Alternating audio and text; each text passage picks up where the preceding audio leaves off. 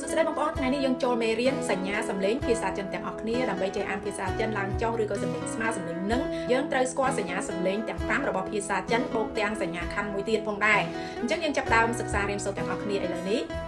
第4第4声调符号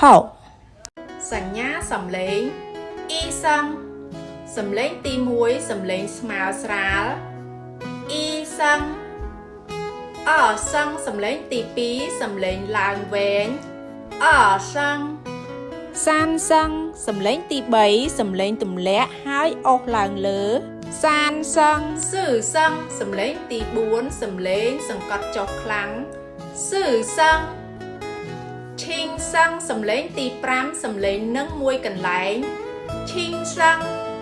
ទី6សញ្ញាខណ្ឌជារង្វង់មូលសញ្ញាខណ្ឌ谢谢大家。